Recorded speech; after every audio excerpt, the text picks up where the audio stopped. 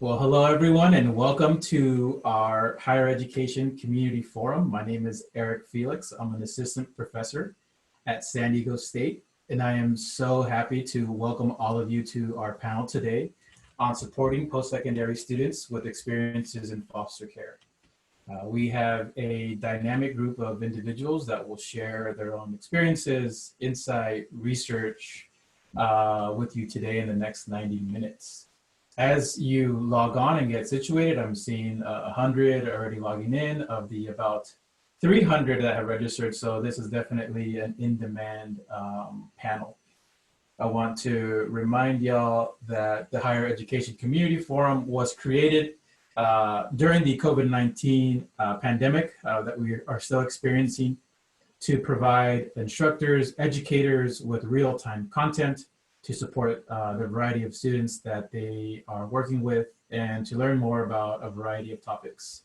Thus far, we have talked with policy scholars, international education experts, those in study abroad, and so just bringing you a variety of topics. Before we formally start, what I'd like to do is initiate a poll that helps our panelists see who's with us today and to contextualize their remarks. So what I'll do is launch the poll now, and you'll be able to, as participants, to share the background that you're bringing to our webinar today. I'll give you all about 20 seconds.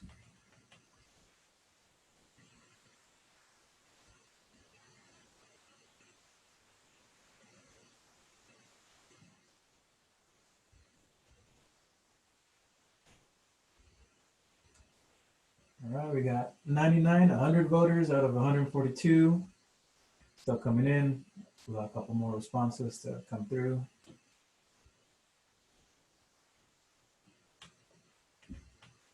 Awesome. So for today, we have our primary audience, our post-secondary educators, with 41% of those that participated in the poll, with a good inclusion of community members that are here with us today, as well as students in various programs. So a good mix of everything for our panelists to share their remarks. Awesome. So our agenda for today will be to highlight the scholars that are with us, and then allow for them to share about 8 minutes in individual remarks.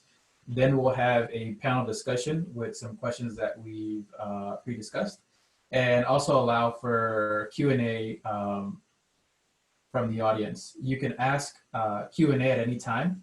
I will be monitoring the question and answer feature. If it's for a specific panelist, I can bring that up during their individual remarks.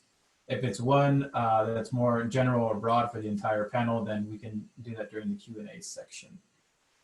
Who we are. So first we have Mauriell Amechi, a visiting assistant professor at Old Dominion University. Second, we have Maddy Day, a consultant serving as a site liaison with the Annie E. Casey Foundation's Jim Casey Youth Opportunities Initiative.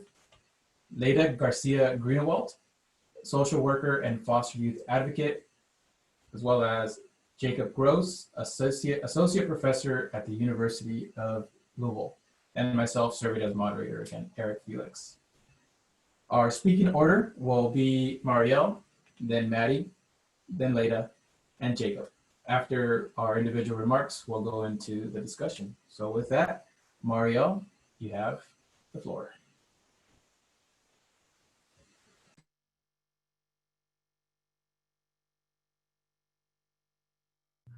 Welcome, everyone. Let's begin by defining foster care. Foster care refers to 24-hour substitute care for children taken away from their parents or guardians and for whom the state or tribal agency has placement and care responsibility. This includes, but is not limited to, family foster homes, the homes of relatives, group homes, emergency shelters, and child care facilities, to name a few. Several factors may contribute to foster care placement, such as neglect,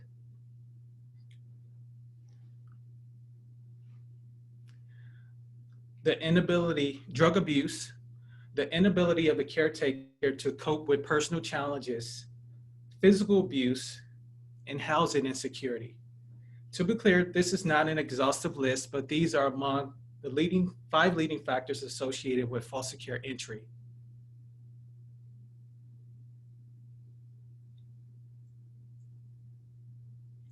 Now let's take a closer look at demographic trends in foster care. The following chart represents population estimates. The yellow bar represents the total number of youth present in the foster care system by the end of the fiscal year, whereas the gray bar shows the total number of youth served over the course of the entire fiscal year. On average, we see that more than 670,000 young people were provided services between 2013 and 2018, and there are around 426,000 children present in care on any given day. Next slide.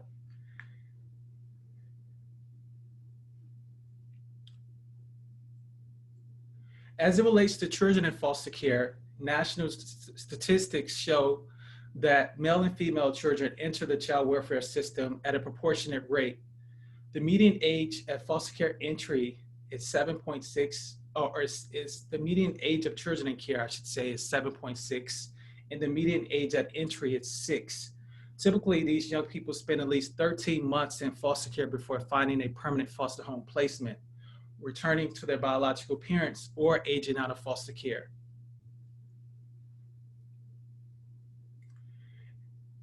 In light of national discourses concerning racial injustices, it's important to note that Black children are least likely to be adopted or reunited with their biological parents, experience more extended placements, and are more susceptible to aging out of care before finding a permanent home placement. Therefore, the nuanced structural barriers faced by young people in care who occupy other marginalized intersectional identities may reproduce significant inequalities in college enrollment and completion.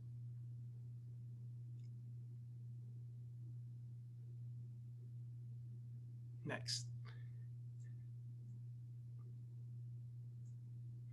As you might imagine, children in foster care reflect the broader demographic diversity in the US. However, children of color make up over half of the public foster care system.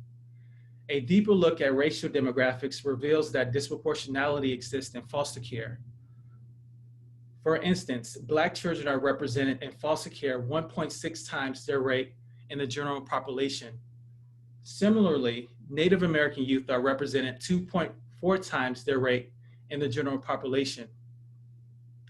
And biracial, multiracial youth are represented 1.9 times their rate in the general population. What these data points suggest is that youth in foster care are more likely to come from racially marginalized backgrounds.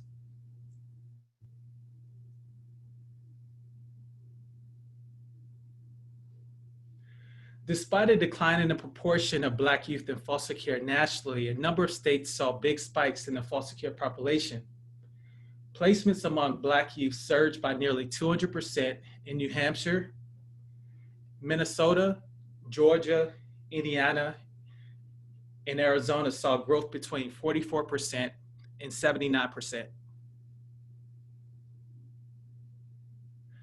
I want you all to take a moment and look at the statistics here and see how large this population has grown in some of our states. Next slide.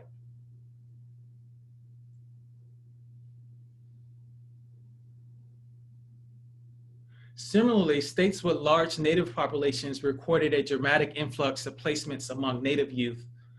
Foster care entry increased by nearly 150% in Minnesota and over 50% in Arizona, Wisconsin, North Dakota, and Montana. Next slide.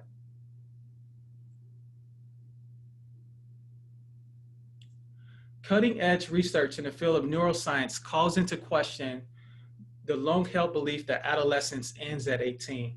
In fact, neuroscientists have discovered that brain maturation extends into the mid-20s. Historically, young people in foster care have been expected to become self-sufficient adults when they turn 18. However, with the growing recognition that most young people are not prepared for self-sufficiency at 18, states now have the option to provide extended foster care, which allows foster youth to delay emancipation, and states receive reimbursement for transitional services provided between the ages of 18 and 21. Prior to 2010, most states ended foster care at age 18. Today, we see over 30 states provide extended foster care. While this is a promising sign for me and other foster care advocates, states without extended foster care continue to place these young people at a severe disadvantage. Next slide. Given the overrepresentation of Native youth in foster care, at least 9 Native tribes across the U.S. have adopted a federal option to provide extended foster care. Next slide.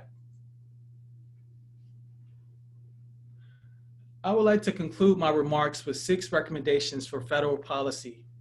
At least 20 states have yet to extend foster care beyond the age of 18, which puts these young people at a severe disadvantage in transitioning to adulthood. Therefore, state policymakers should authorize extended foster care in all 50 states during the pandemic to ensure that not only the pandemic, but also the recession that officially was announced this week, to ensure that foster youth aging out of care have access to essential support and resources. Next point. Because students with foster care experience often originate from first-generation backgrounds, they face greater obstacles in the college enrollment process, including applying for federal student aid. A recent report by the Government Accountability Office found that students with foster care experience were discouraged from applying for a FAFSA due to burdensome requirements related to foster care verification processes. Given the structural barriers related to foster care, many young people do not have access to critical documents needed to verify independent status. As a result, these youth are among the thousands of Pell-eligible students who missed out on essential student aid. In 2018, we saw that over $2 billion in Pell grants were unused. Next point. Improving transparency within federal data sets will also help promote accountability for student outcomes. We all know the common deficit-based statistic reported about foster youth that only about 3% complete college. A challenge in describing the characteristics and outcomes of these students is that few federal data sets identify or include identifiers for foster youth. Furthermore, the identifiers included in the National Postsecondary Survey are limited and offer insufficient insights on their experiences, such as the number of years they're in foster care, the number of foster care placements they had, as well as their final placement type. Therefore, an accurate, up-to-date national portrait of the educational status of foster care remains unclear. Also, federal policymakers should consider increasing funding for federal Pell Grants to help cover the total cost of college attendance. Currently, the maximum federal Pell Grant award is $6,345, which primarily covers tuition and fees. However, several studies over the past couple years have shown that foster youth are more susceptible to basic needs and security, which primarily relate to housing and food insecurity. Next point. Foster youth are also one of the several underrepresented student populations served within the expensive umbrella of TRIO programs, which include Upward Bound, Student Support Services, and Talent Search. As an alumni of some of these programs, I know that these programs work. I self-identify as a foster care alumni, and I've gone on to become a college professor, so I know that with these programs, other foster youth can go up to achieve their dreams as well. Last point, federal policymakers should also extend eligibility for the Housing Assistance Program. Foster youth may be eligible for housing subsidies provided through the Department of Housing and Urban Development's Family Unification Program.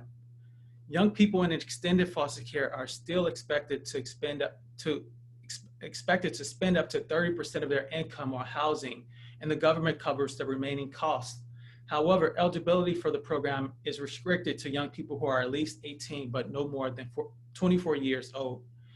Many students with foster care experience who often delay college enrollment may lose access to this beneficial resource if they turn 24 years old and experience challenges in securing stable employment during the pandemic. Thank you. Thank you so much, Dr. Amechi, for your remarks on the national landscape and the growing rates of students who experience foster care. Before we move on to Maddy, there's a question posed by Linda in terms of if you know why the increase in Arizona is so high, especially because they work with foster students in Arizona. So any thoughts? That's a great question.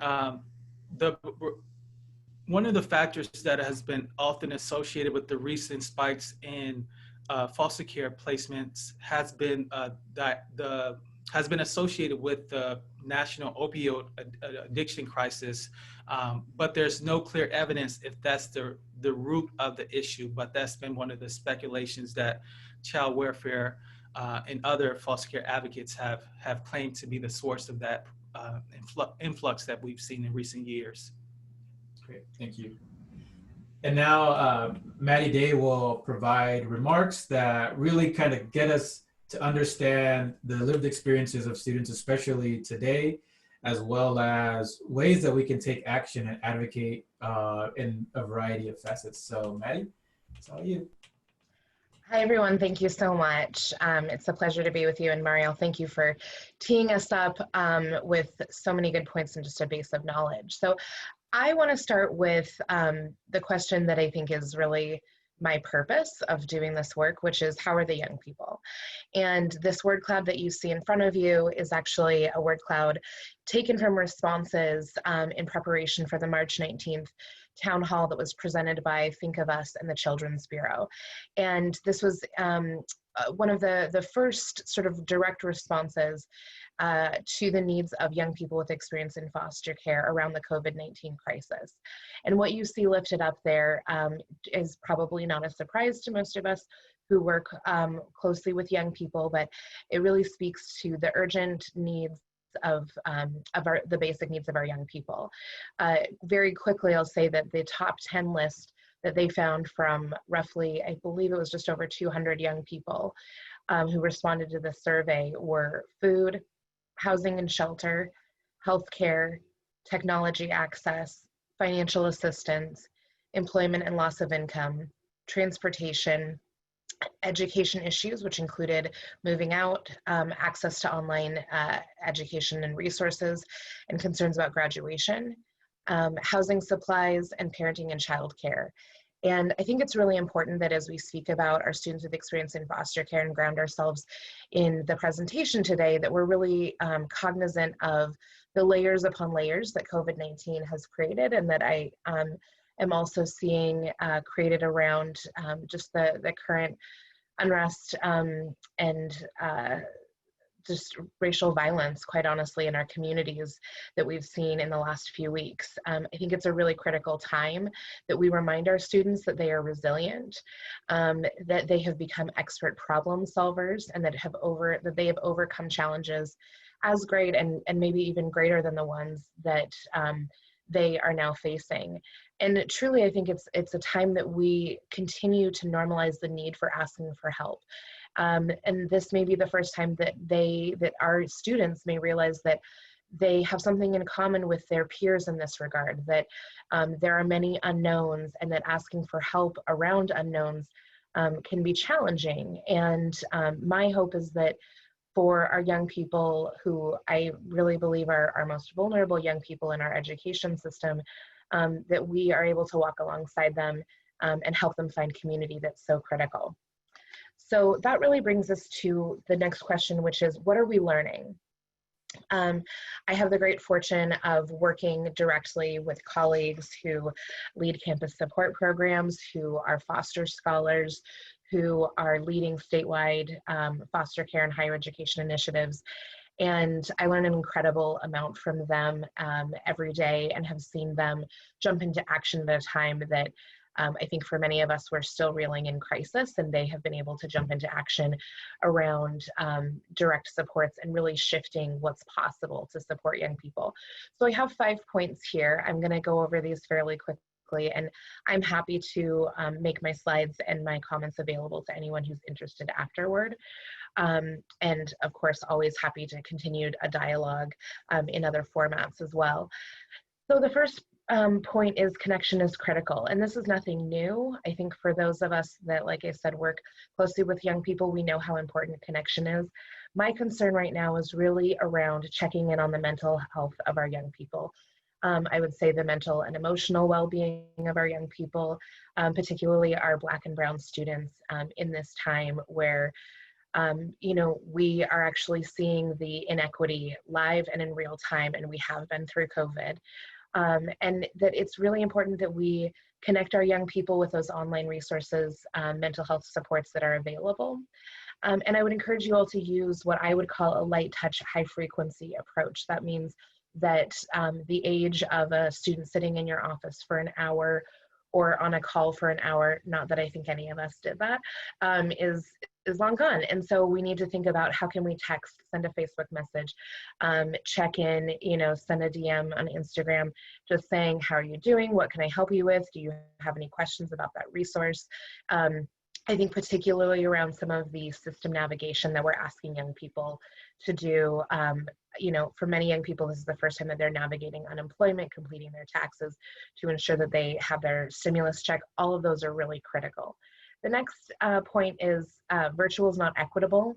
If you are in the world of education, you know this all too well.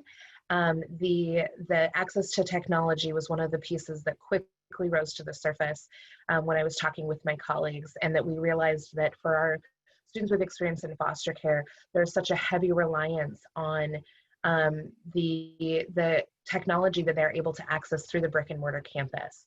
And it's really critical that we find ways to connect our young people with appropriate technology, whether that's you know, devices, tablets, all of those things, and more than adequate, I would say, because we all know, we've all been on those Zoom meetings where they're buffering, but more than adequate internet access. So this is, you know, really a time, and I'll speak about this later, but really a time that we need to reframe the need for technology as a basic need, not an accessory. Third, we have campus and community partnerships. And it's one of those things, you know, I started a campus-based support program over 10 years ago, and I knew how vital campus and community partnerships were then. They are incredibly vital now. You know, many people ask, what can we do from the community side? You can help build connections and partnerships to folks who are renting, landlords who are willing to have an adjusted rate of rent for students. You can build connections to folks who can donate meals, donate food to students, making sure that there is just extra availability, maybe extended hours around some support, because we do know that while many of our students are out of work, many of our students are actually in some of those very critical positions, and that they don't have the flexibility, if they want to keep their job, to maybe make a mental health appointment during a 9-to-5 space. So the next thing that I will say is this is the time for flexible funding. You know, I have always been a champion of campus support programs and organizations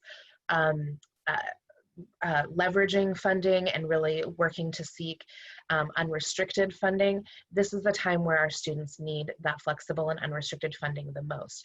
If you are out there and you have the ability to provide funding, I'm sure we have some folks who are affiliated with foundations, much like myself. This is the time that we need to remove those barriers and say, give this money to your students, get it in their hands, whatever they need. Our students need funding for things like paying bills, making you know, the cost of rent, filling out, you know, all of those pieces that often some of the resources they would have through campus are just not able to provide anymore. I think particularly about our students who are parents, our students who are caregivers. They may be caring for younger siblings, and the challenge and the true crisis that COVID has created around being able to provide for your basic needs. I would go so far as saying, just give them cash. There's many virtual cash apps and Venmo and PayPal.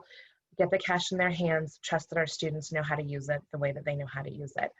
Last, I will say, life goes on, school goes on, and although we don't know what form this next school year will take, we need to be there to support our students with the technical issues, like completing the FAFSA. I'll reiterate that what Mauriell said about removing the barriers to completing FAFSA.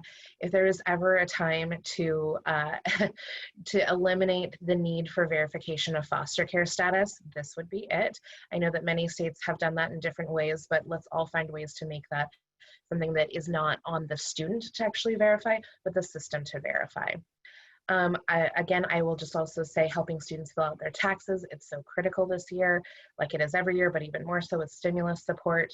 Then thinking about things like taking virtual campus tours, completing ETV applications, completing their CHAFE applications. Those are some of the really technical pieces. I also think that we need to not forget that it is on us as the adult supporters in our students' lives to ensure that they don't lose hope, quite honestly, and that they know that there is a better future, better than the current reality, that they have support to balance the stressors, that they have people who will walk alongside them when things are increasingly becoming more intense, and really just understanding that the world is changing every day, but those support people in their lives don't have to change. And the last slide. What can we advocate for? What action can we take? Many of you who are in this field may be familiar with the UpChafee campaign. If you're not, I encourage you to go to fosterclub.com to research the UpChafee campaign.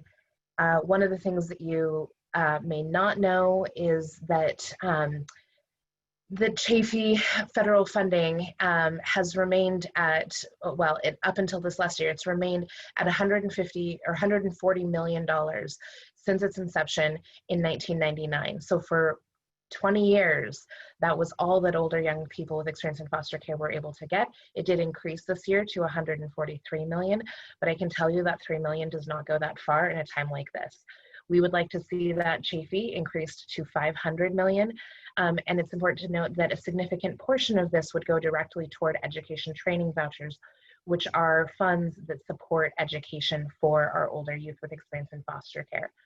I will also say, because I just have to be that person, that the reauthorization of the Higher Education Act is something that we can't forget. Many months ago, before all of the COVID times, there was definitely some energy around this, and I would like to see us not forget to pick up the energy and advocate for this reauthorization. The current iteration has some critical components that will support the success of students with experience in foster care in post-secondary education, particularly the pieces around having specific support staff for students with experience in foster care on post-secondary campuses. And last, I will say that we need to stay on our congressional officials, that we need to encourage them in the next COVID response bills, because there will be more, because this is not going away anytime soon, that they need to ensure that state budgets have the funding that they need to allow for full funding for K-12 and higher education. I live in Michigan. I can tell you, as somebody who cares deeply and passionately about education, we are very, very concerned about what our state budgets are going to look like. And that directly impacts the access and ability for our students with foster care experience to succeed. And with that, I will turn it to Leyda.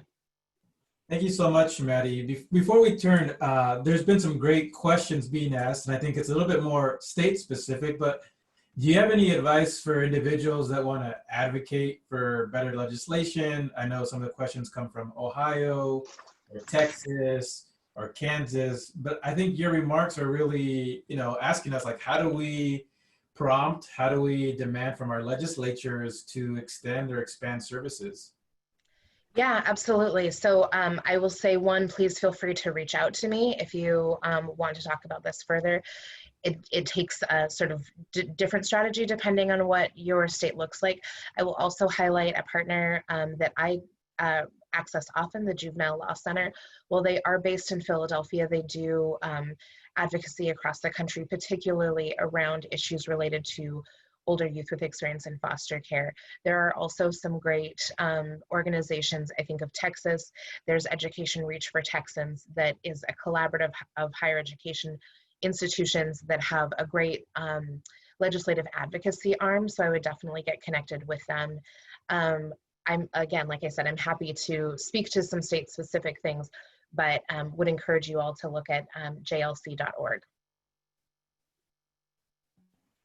Awesome, thank you so much. And now we have Leyda, who will share their remarks. I also want to highlight that they currently serve as the president for the Foster Care Alumni of America, Illinois chapter. So with that, Leyda, we're excited to hear your remarks. Thank you. I've written my remarks just because I tend to ramble, so I'll go ahead and get started.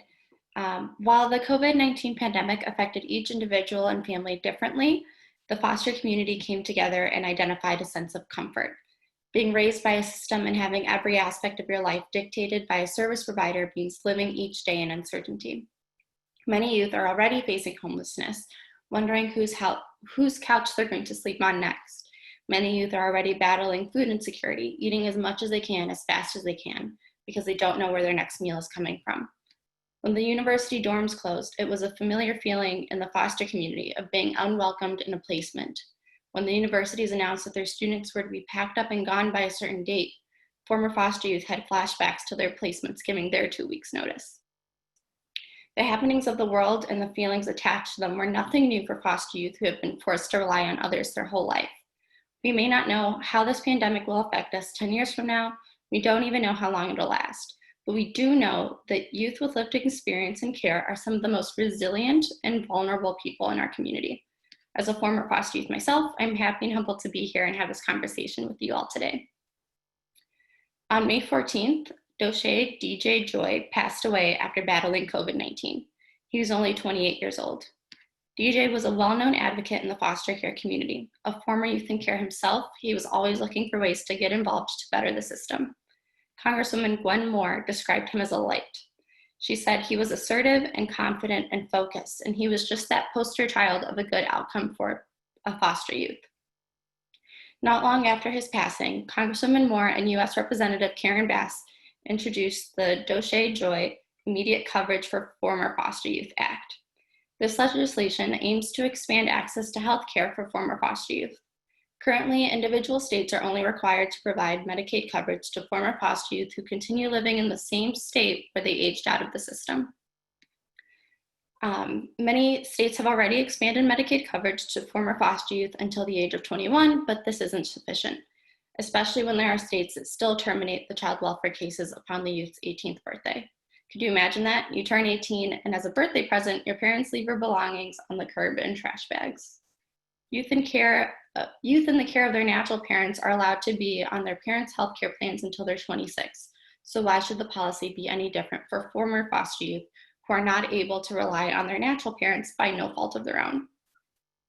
Without access to medical care, foster youth are set up to fail. Using Medicaid as a primary insurance decreases the quality of care youth receive.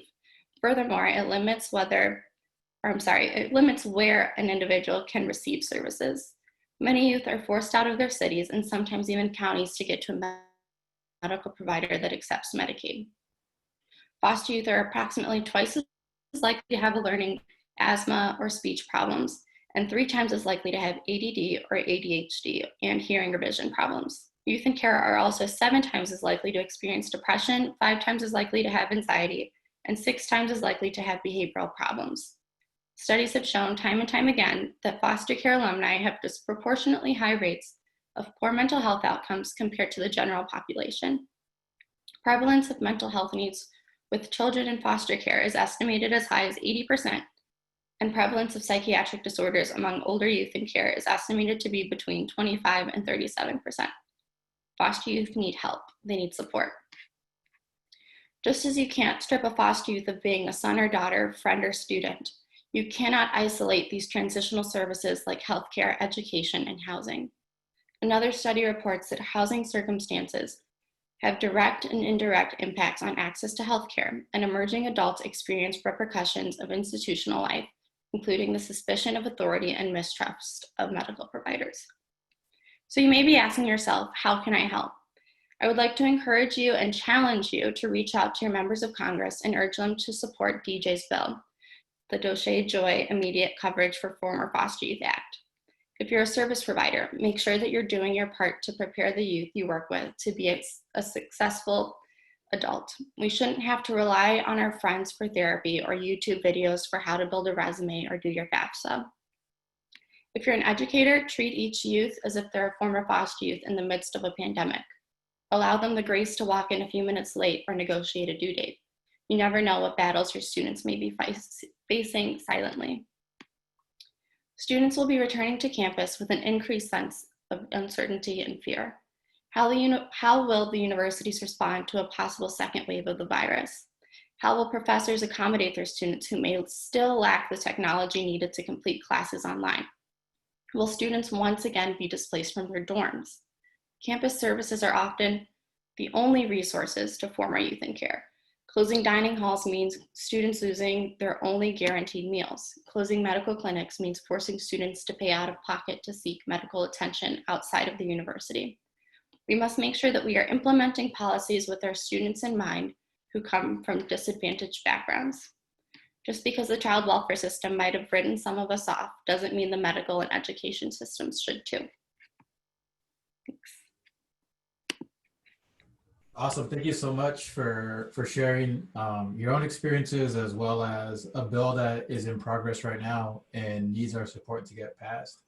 There are a few questions before I move on to the next panelist that maybe might be helpful for you to think about.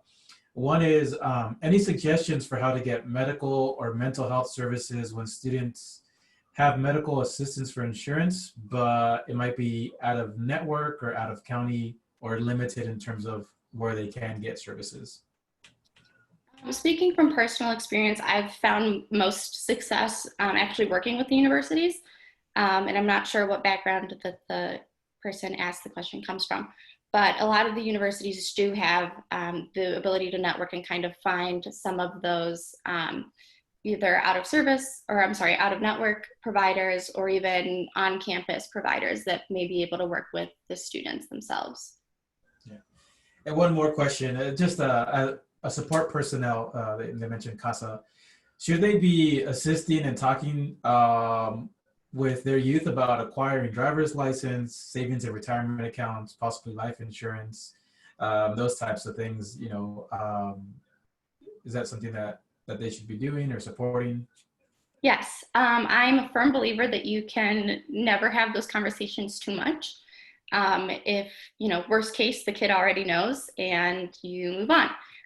But each student really does have their own learning style, and the relationship that you might have with that particular youth might be better than the caseworker or perhaps the GAL or attorney or even professors who, so you might be able to, get to them a little bit different or relay that information a little bit different so that they're able to understand it. And it's really, when you're working with youth, kind of having that mindset of like, what would I do if they were my child? I think that's always helpful. Thinking about when was it that you had those conversations with your children and kind of equating that to the foster youth that you're working with. Awesome. Thank you so much. I appreciate your remarks on these real-time questions.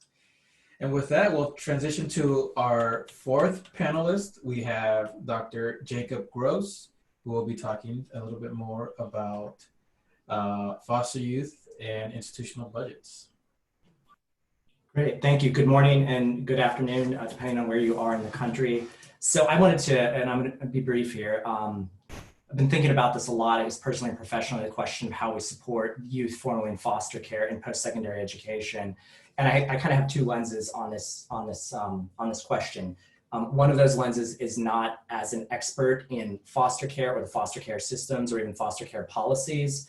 Rather, I think about these questions and in my teaching and research really focus on questions around how resources like financial aid are allocated to different groups to help them attain a higher education. So that is one of the lenses I bring to this, and the questions that I'm posing here, you can see, are focused on resources. And then the other lens I bring to this in a much more personal way is as a foster parent focused on working with older youth who are in care. And so although my work typically, I would say describe it as at the 30 or 40,000 foot level, looking at state or national policies around financial aid, I think the questions that I wanted to kind of help walk us through today and I'm thinking about are much more focused at the institutional level for post-secondary educators. So those questions are, first, if you're currently at a post-secondary institution, you are almost certainly facing budget cuts. And that is probably scary depending on where you are and what type of institution. Now, we've been collecting some data looking at Kentucky public institutions and at a convenient sample of other institutions around the country, and we know that the budget cuts really vary at the type of institution. If you're at a wealthier institution, so for example, at University of Wisconsin-Madison, it could be around 3%, whereas some of our public institutions in Kentucky are facing 10% budget cuts. And this is leading to things like you can imagine, like layoffs, furloughs, spending freezes, hiring freezes. Universities are very concerned about this, and rightfully so. The National Association of College and University Business Officers, which represents kind of the business and finance side of higher education, conducted kind of a straw poll of their members, and institutions are really concerned about enrollment declines, especially in the coming year, and the loss of auxiliary revenues, and just like many of us, the future in general, right? And so some of the federal money that's coming in through the CARES Act, first, it doesn't directly specify addressing the needs of youth formerly in foster care and post-secondary institutions.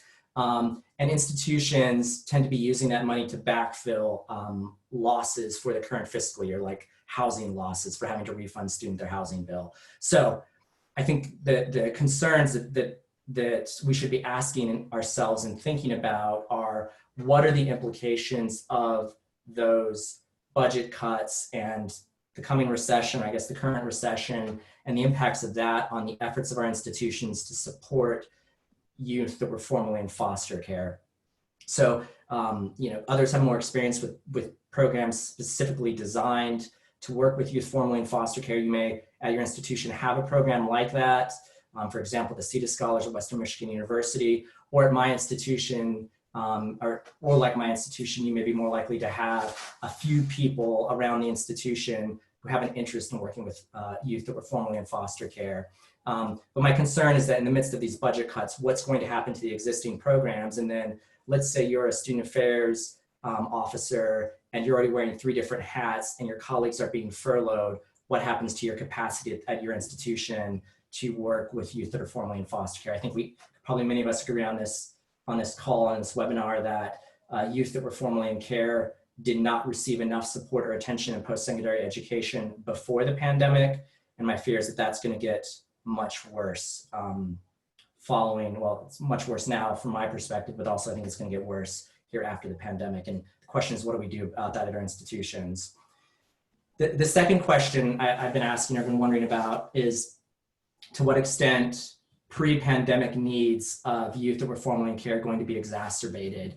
And I'm going to give just a brief example here from some of my own work related to financial aid. So the table and the data that I'm showing there on the slide, it comes from, it's national data related to college going and the use of financial aid among all students that go to college. But there is an imperfect way to identify youth that were formerly in care in that data set. And what I want to point out is, if you look at youth that were formerly in care compared to low income or first generation students, as well as all other students, we see that even though youth that were formerly in care, which is for the purposes of this data set are defined as anyone who at the age of 13 or older was in a ward of the state or was in state care, youth that were formerly in care apply for financial aid at the lowest rates of any students, despite them absolutely being eligible. And we're still trying to understand reasons around why they're not applying for aid. And there are a host of reasons. Some of them are listed here, so they may not think they were eligible, saying that they don't have need or not have enough information about it. But as one example, my concern is, to what extent is that going to become worse for our youth who are formerly in care after the pandemic. So for example, other analysis we've done show that one of the single most important factors related to students applying for educational or financial aid is connection to an adult mentor. Well, if you're a junior in high school and you've moved to non-traditional instruction, it's all distance learning, and you were already in an under-resourced high school, what access do you have now to college counselors or to mentors, especially in light of is what Maddy talked about, but in terms of the inequities in virtual, in technologies, and be able to sort of access resources virtually. So I wonder to what extent that's going to become worse moving forward for the youth that we're formally care, and how we support those youth at our institutions. And so I agree wholeheartedly with the suggestions of my colleagues that have spoken before me. I think that at sort of a personal level, the question I've been grappling with and the steps I've been trying to take before, and especially now during the pandemic, is what are some immediate individual things we can do as educators right now to support youth that were formerly in care. And so I would suggest, if a way to start, if you haven't, would be to engage in a kind of environmental scan illustrated by the first two questions I posed. So as you're looking at across your institution, or maybe with the institutional community partnership, and sort of trying to figure out what the impacts of the pandemic are, ask what the impacts of, for example, budget cuts would be on youth that were formerly in care. How will that impact your institution's ability to help that population of students?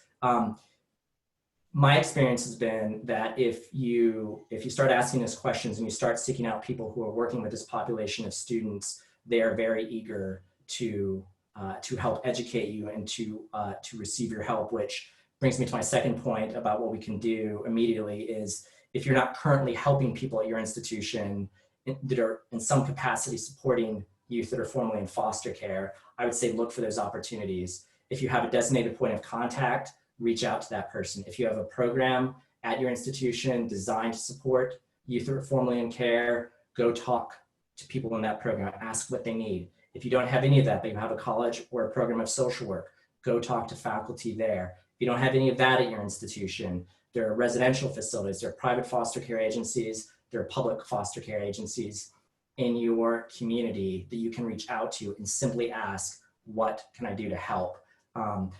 Their answer may not be your immediate priority as an educator. For example, here with some of our residential facilities that we've got relationships with, what they most needed at the start of the pandemic was not information about how to apply for financial aid, although I'd love to provide that.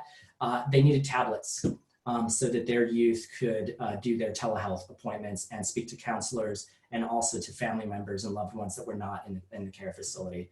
So again, I urge you to reach out. And then finally, as we all continue to educate ourselves about what our institutions are doing, I think that creates opportunities to form alliances and do the advocating and the advocacy work for institutional policies, and I think definitely state policies as well. Fortunately and unfortunately, a lot of higher education policy happens at the state level, which means we have a patchwork of approaches, and that's true of how we approach helping youth in foster care, or youth that were formerly in foster care at our institutions. And I think what it takes is people at the local and then state levels coming together to try and advocate for consistent approaches at our institutions and our states. And with that, I will conclude my remarks. Thank you.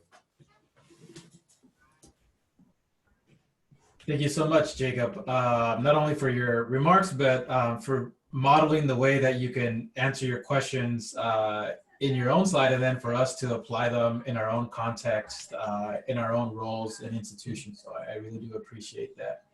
One of the things that I want to highlight is just the level of engagement and interaction that we're seeing in the webinar chat, as well as the formal Q&A. So for those of you that haven't clicked on the Q&A, our panelists have been responding and answering to a variety of questions that might apply to you as well. So I would encourage you, if you want to read through them now or a little bit later. We have a variety of questions that we are planning to answer, but what I wanted to do is ask some of the more relevant ones that individuals have asked thus far. And two in particular The first one that comes from Floyd Hawkins is, are there resources for older former foster adults, specifically, between the ages of 26 and 30, that might be attempting or reattempting higher education?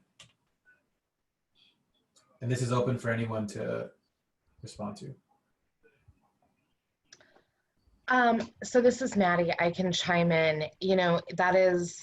It's a challenge with that age group, and I know there have been some states that have extended their tuition waivers, or in the state of Michigan, we've extended our state scholarship. But we have this strange belief that 26 is when everything gets done, and we know that just through adolescent brain development knowledge and research that it's not. It's an area that we need continued advocacy around, but I would encourage you to look at your state to see what they're doing. I also would encourage you, depending on your state, to consider what resources might be available as far as grants and that type of funding for adults returning from the workforce. I know, again, in Michigan, we have sort of a variety of strategies and funding sources that are available for those adults who are leaving the workforce to increase their credentials and degree attainment. So that may be one strategy to consider. Great, thank you so much. Anyone else for this particular question, or I'll move on to one more before our planned discussion.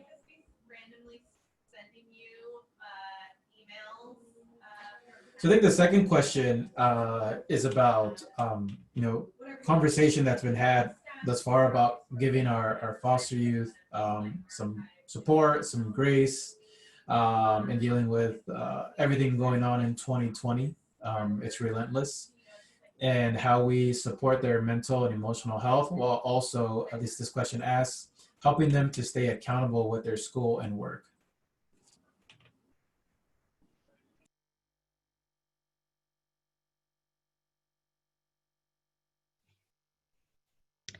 This is Maddy. I can jump in again. I would also really be curious, Leyda, what your comments and thoughts are.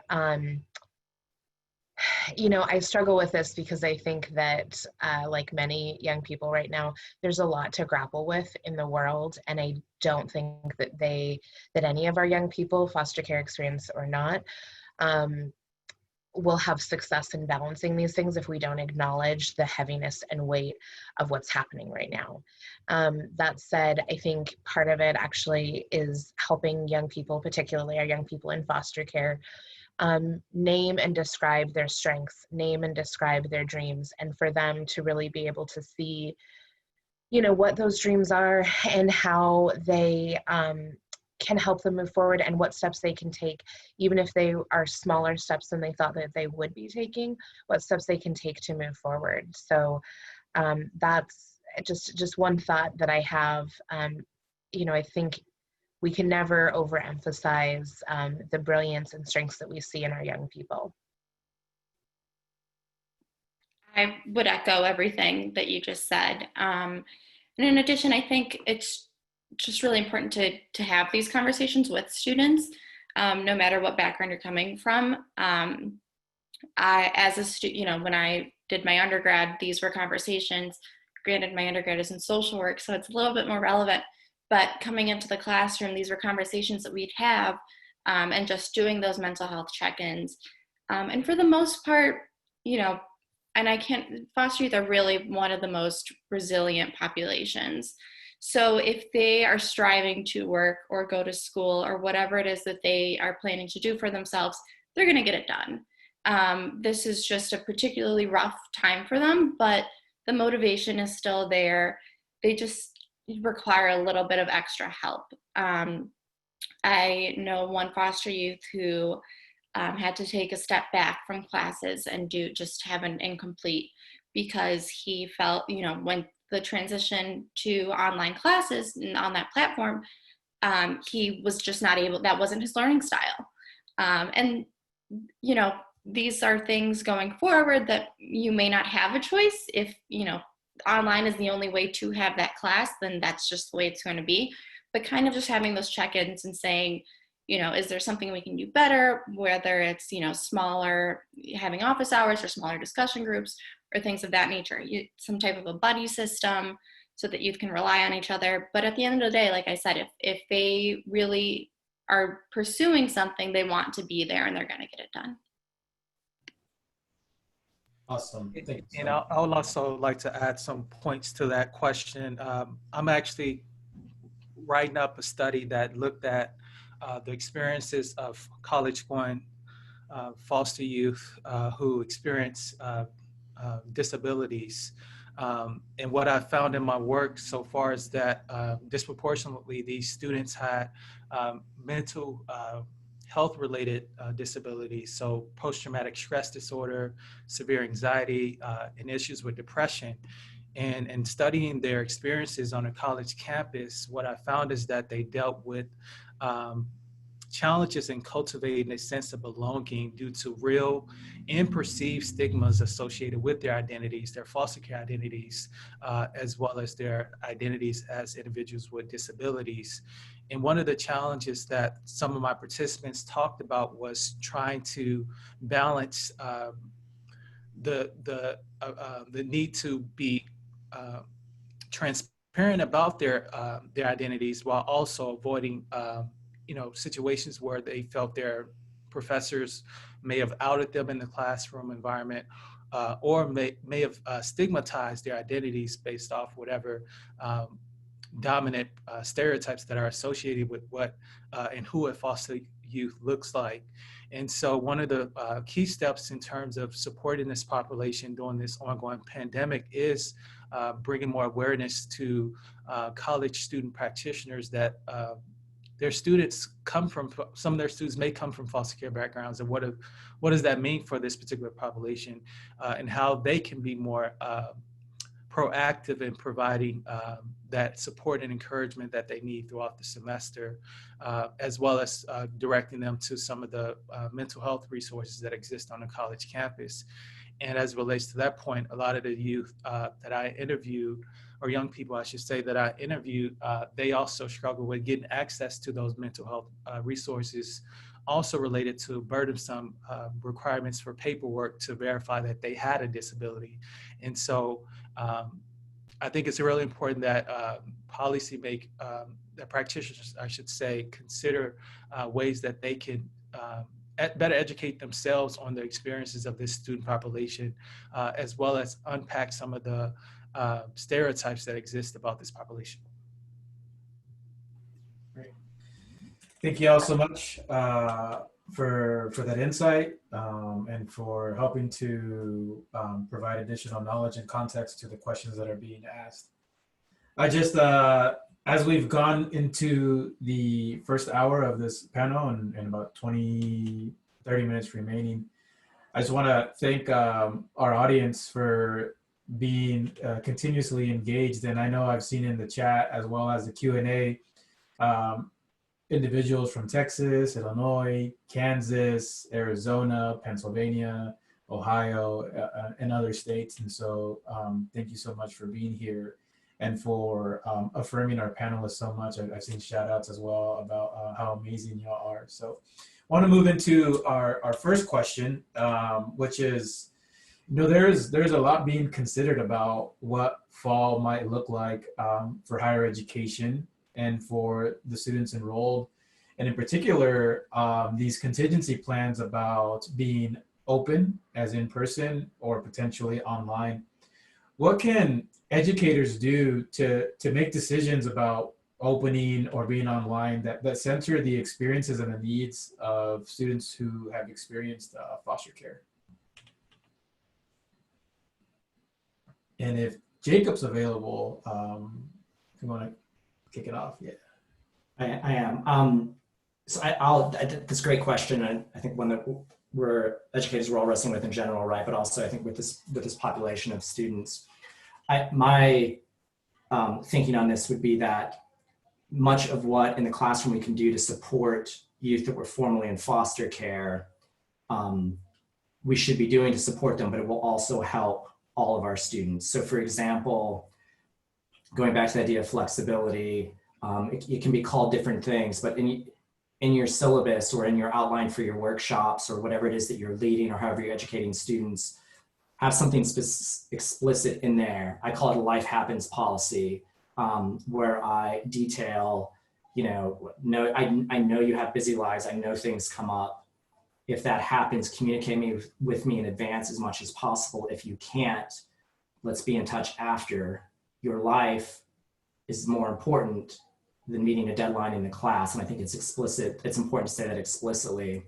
I also think that part of supporting youth that were formerly in foster care in the fall, when we don't know if we're going to be in person or remote, I think many institutions are still trying to figure that out, is that we have to tend to our online teaching and make sure we understand that the pedagogy of online teaching is different than teaching in person.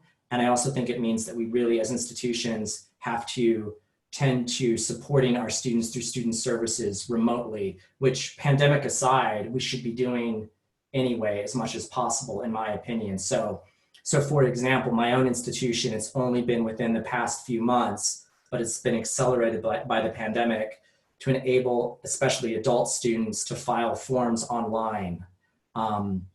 I think the more that we can help all of our students in those respects, the better it will be for foster care or youth that were formerly in foster care.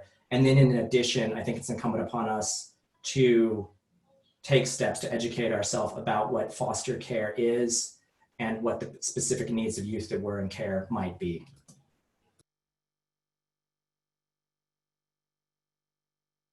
Awesome, thank you. I can jump in. So I love the, what is that, Jacob, the real life happens clause. I think that's like, let's actually think about our own selves and craziness we were all thrown in trying to navigate this as professionals who, like to think of ourselves as, having all sorts of resources and things together. So sometimes it's like, just like for a minute, like, let's remember that we're all human. But the thing that really comes up for me is being very clear about the when, where, and how of making connections and making yourself available. The idea of, oh, we have office hours at any given time, that's so vague. And, I think being, or, oh, my inbox is always open, like, also so vague. So if you can set up I am available from this time to this time, you can reach me via email, text, or, in my DMs, like having something very specific.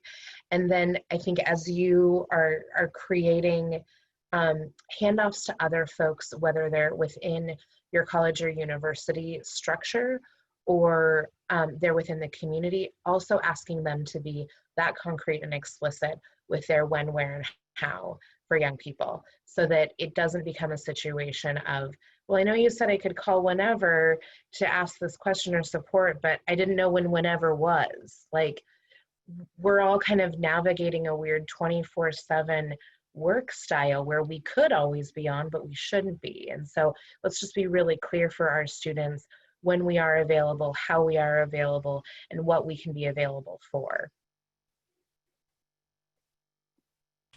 I also just want to remind everyone that, college is the time where students, it's probably their first time away from home for traditional students.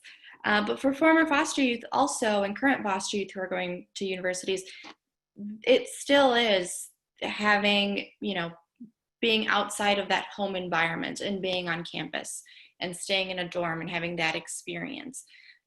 With classes being remote, however, students may not be in the dorms or even on campus.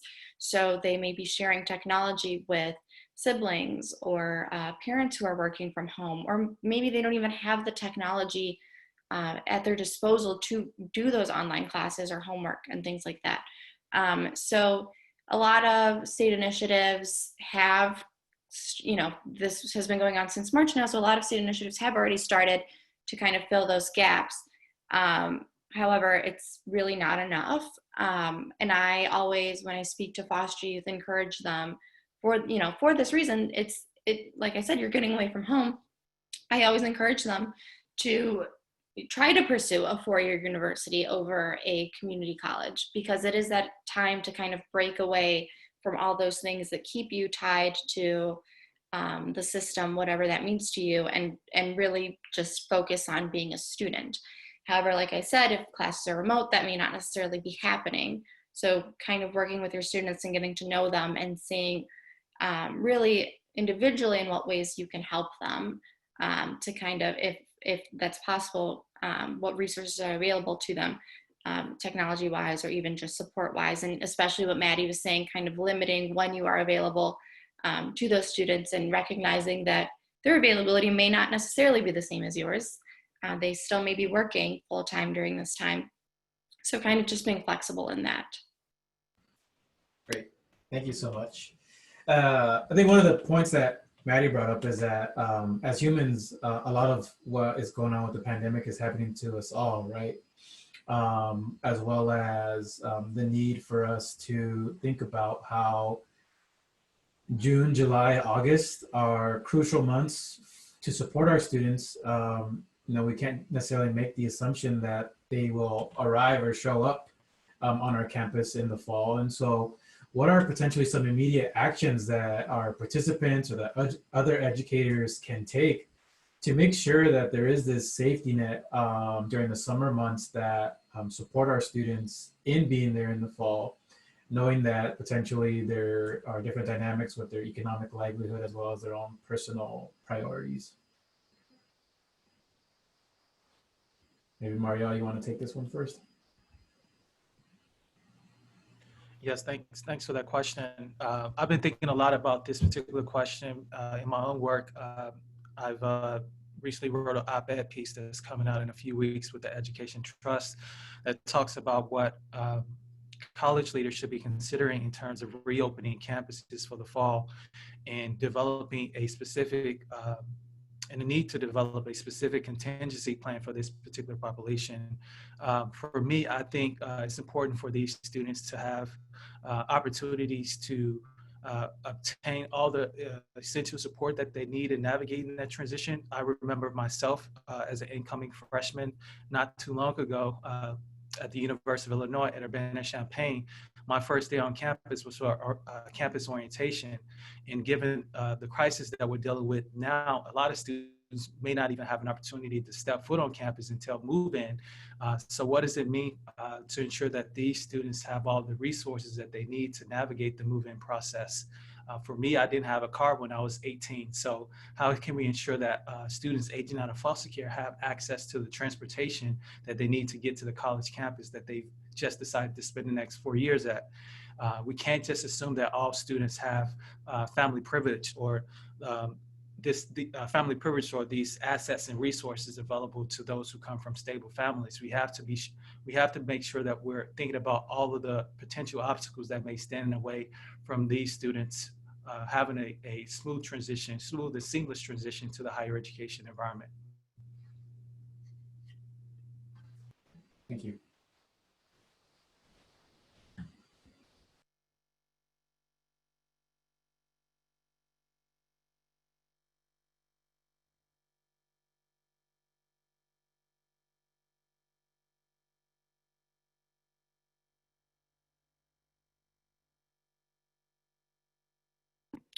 I think for not necessarily people in the education field, but all other stakeholders who are working with foster youth, really drilling in and making sure that those youth are ready. And that's going to look very different for a lot of students, but just making sure, do they have the basic skill sets that they need? And of course, the answer is going to be no, because often the timeline for teaching these life skills is like 17 to 21, and that's just not enough time. And that's even if your state goes up to 21. But really making sure that students feel comfortable to be able to be successful on their own. I can personally say I'm absolutely terrified for students who are aging out during this time. Many states have pushed policies that would allow youth to remain in care during this time. In Illinois, we are no longer closing cases right now up until 60 days after whenever our emergency declaration expires. But I'm still, like, it absolutely terrifies me that there are youth aging out during this time and even 60 days after this, because it's so hard to deliver these services virtually and resources virtually, and for students to be able to really get a good understanding. I'm personally a hands-on learner. So if you're talking to me on a screen, I'm not going to get most of what you're saying. But really making sure that you're doing your part in preparing youth to be successful on their own. And that goes for CASAs, caseworkers, GALs, attorneys, and even as an educator, I think you can play some role in that also. Awesome. So I know what we've talked about is providing support in immediate and upcoming ways, but I think the last question kind of asks us, what are policy proposals that are either in progress or not imagined yet to potentially consider, co-sponsor, craft, right? I think we're currently in a place in society that we can exert our radical imaginations of what can be. And so for the panelists, you know, what are policy proposals that you would advocate for to not just reduce and mitigate the inequities that students with experiences in foster care have, but to totally dismantle them and remove them, right? So what are some of your proposals you have, and what are things we can get behind?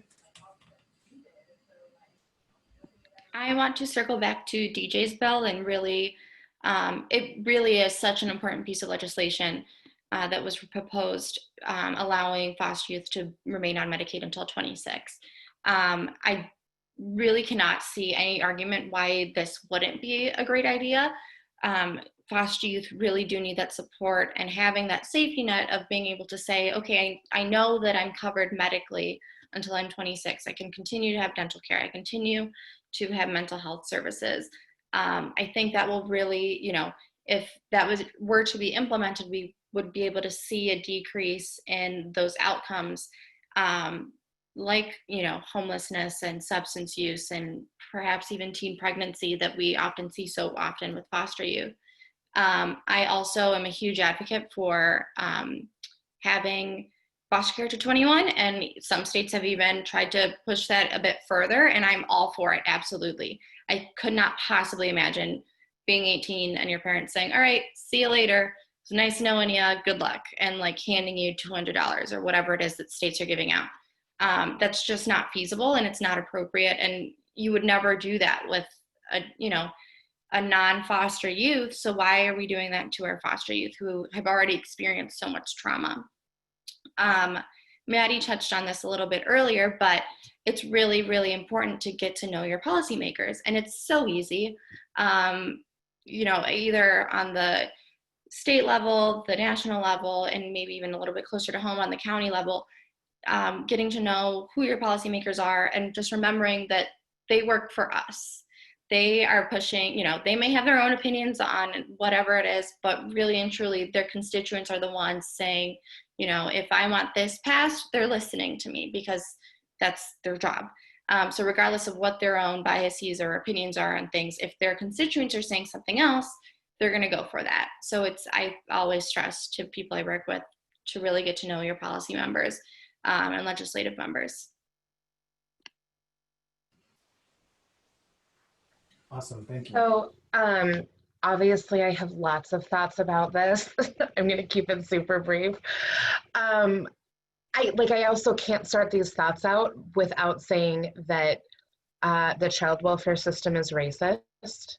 The education system is racist. So when we are talking about young people and talking about how to ensure that our young people are thriving, if we do not acknowledge that in addition to dismantling the other ways that our society just totally inflicts violence upon our young people, we need to also look at how we dismantle the racism within our education, that's K-12 and higher ed, and our education systems and our child welfare system, which may seem radical, but it's not. And those of us who have been working in these systems know just how troubling it is to see the disproportionality, know just how troubling it is to see those numbers of young people of color, our Black and brown young people, desire to go into higher education and completely be absent from that space.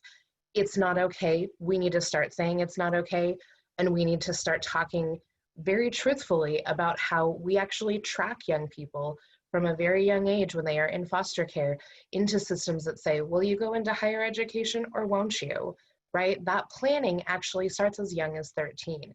So let's have a real conversation about that. The other thing that I want to say is that one of the greatest inequities in addition to systemic racism is the fact that for our young people in foster care, their ability to either just survive or actually thrive is completely based on geography. And, you know, Leyda brought up DJ's bill, and it just is boggling to me that states would not take up extending Medicaid to 26. It's one of the easiest things you can do. It's already in statute, just enacted at the state level. The resources like tuition waivers, scholarships, even the amount of ETV I saw in Nebraska, which we should definitely talk later, that your amount for ETV is maxed out at 1,800. This is craziness. Why is it 5,000 in some places, 1,800 in others? It's totally inequitable depending on your geography, and we need to change that. And I think action needs to be taken on the federal level. I try to push that forward. I think that unfortunately you have this great intersection of education and child welfare where people like to pretend like they're doing a lot of good, but really they're doing not a whole lot of anything. So I would encourage you all to not be silent on this and to really look at the racial inequities that we have as actually acts of violence against the person, against our Black and brown young people in foster care when we are truly keeping them out of the systems of education. The last thing that I will say, and then I will try to get off my soapbox as much as I can, I just keep watching all of these really amazing things happening in states around extending policies. So Leyda brought up Illinois extending care and not closing cases. And they are a state that has not enacted foster care to 21. And I just want to remind people, if we can do it during COVID, we can keep doing it. If we can, when you look at our juvenile justice system, they are emptying those jails, because they are jails that they are holding children in because of COVID. If we can figure out ways to have young people safe in the community, if we can figure out in foster care ways for young people to stay with their family and maybe do some preventative care so they don't come into foster care, we can do that during COVID. We can continue to do it. We can do it at any time. And I think, quite honestly, if we can find ways to get the resources that our students need to succeed in higher education, if we can find ways to to connect them with mentors during COVID remotely, we can continue to do those things. So let's look at what we are doing that is actually equating to success and just push to keep doing that.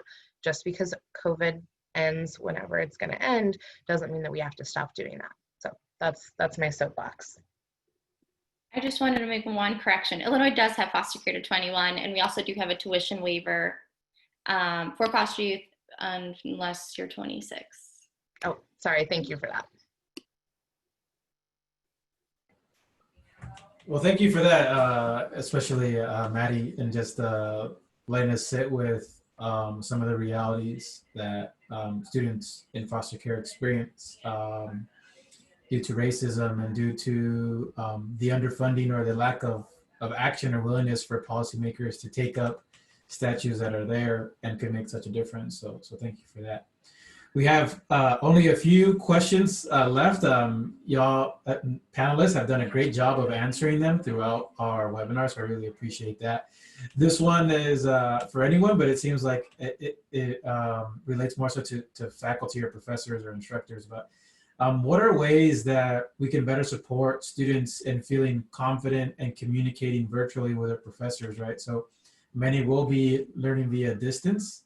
And so for all of you, what are some suggestions, some insight in terms of navigating this online world and still staying connected with educators on your campus?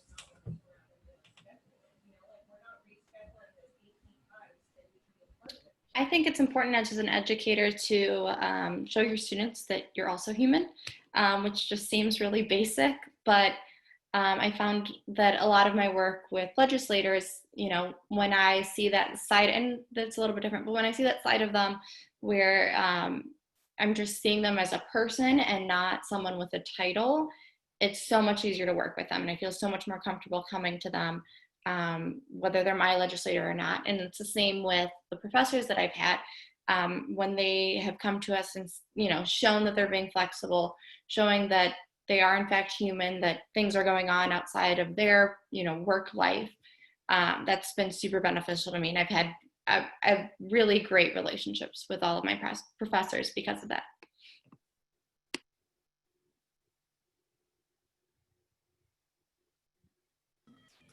I'll jump in if I may. These are my ideas. These come from the literature and various scholars. But one is, I think if you're doing anything online, create videos. It's more personable. Students can see you. Establish real-time, like synchronous opportunities for students to interact with you via phone, Zoom, video, whatever it may be. And then if you're in like a learning management system or any kind of like forum like that, respond personally and quickly to students' questions. And that's been shown to make students feel a stronger connection to you. Whether it's virtual or in person, we know from research that the more connected students feel to their faculty, the better they can do in a class. Thank you. And related, so this will be the last Q&A that I take. Related is, how do we as educators, as faculty members, put the responsibility on us to understand students that have these experiences? So one of the questions is the reluctance sometimes to self-identify, but how do faculty members, is it emailing admissions and getting additional student characteristics for your classroom roster, or what can you suggest to professors to understand the population they serve in their classroom or in their programs or in their department, right? I mean, this is for many that want to take on the responsibility, but maybe not know how.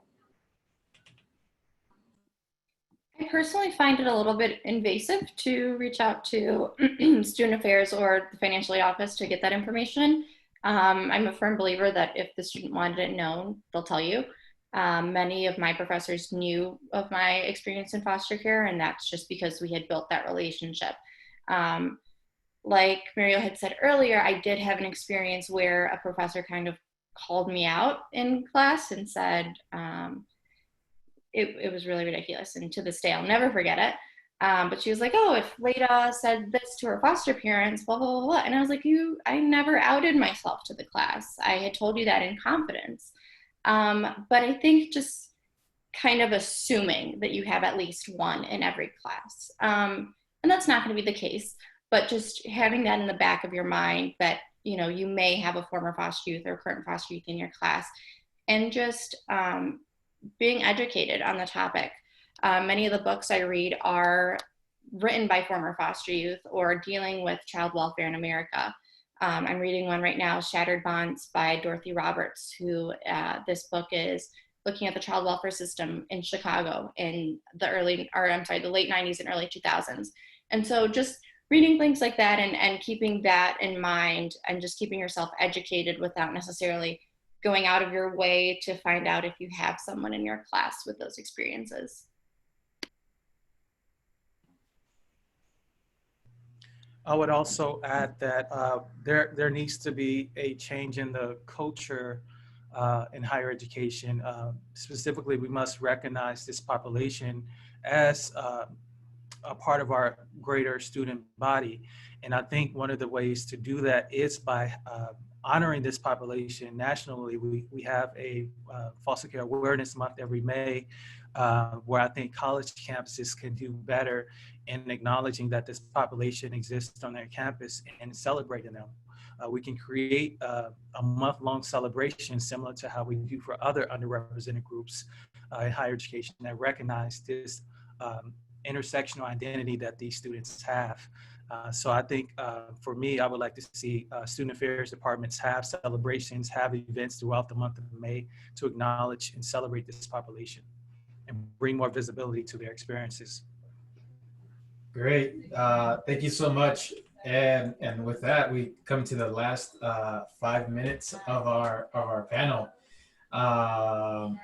It's been a great opportunity to learn from each of you. And so now I just want to offer potentially a minute for you to share a final thought or remark or something that you'd like to leave our audience with. And maybe we'll start with Jacob, then Leyda, then Maddy, and Mauriell.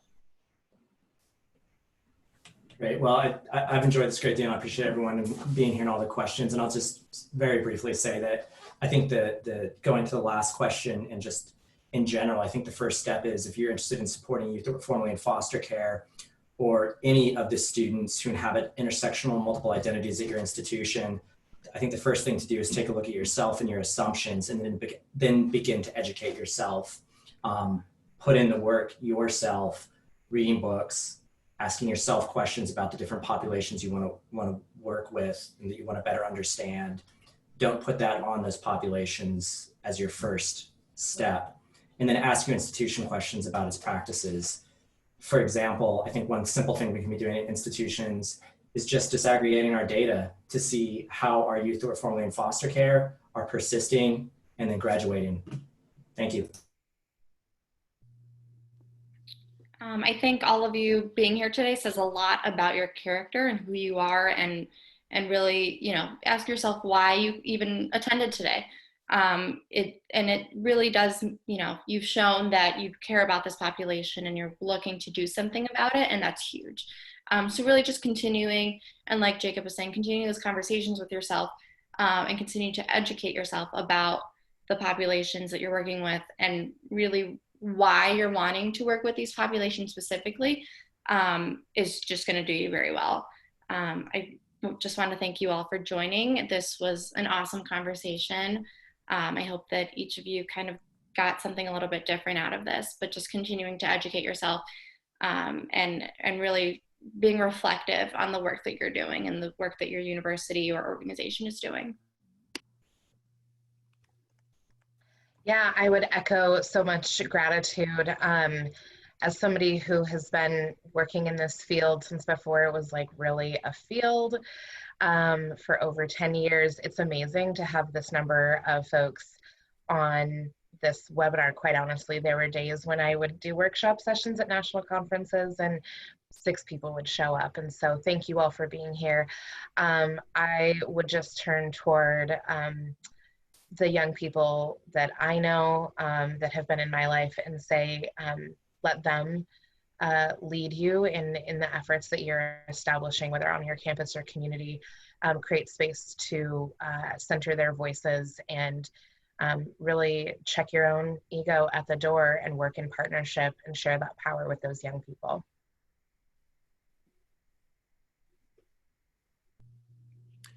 And then I would say, I would like to remind everyone, and especially federal policymakers and higher education practitioners, that they should be aware that at least 20,000 young people are aging out of foster care each year. And what that means is that these students deserve an opportunity to establish themselves as productive citizens in this country. And that starts with having a clear contingency plan to support them during the pandemic, including some of the federal policy recommendations that I shared with you all earlier.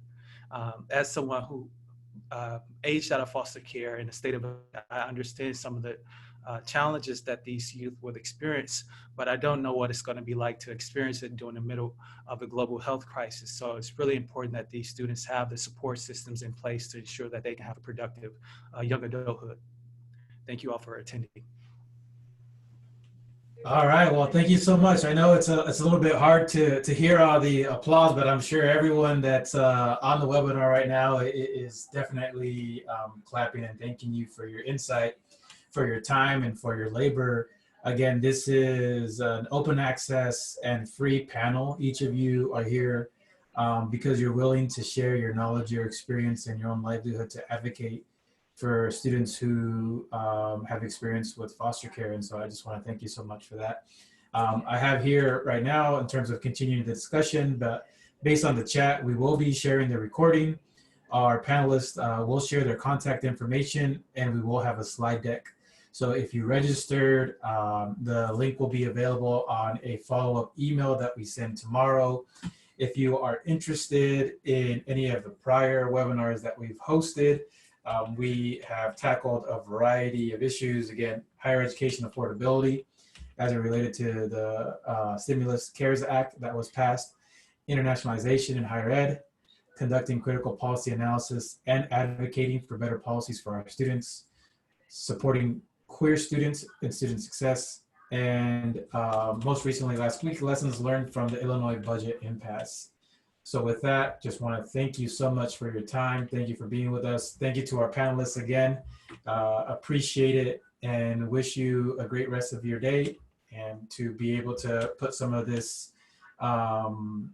learned into practice. So thank you so much and take care, y'all.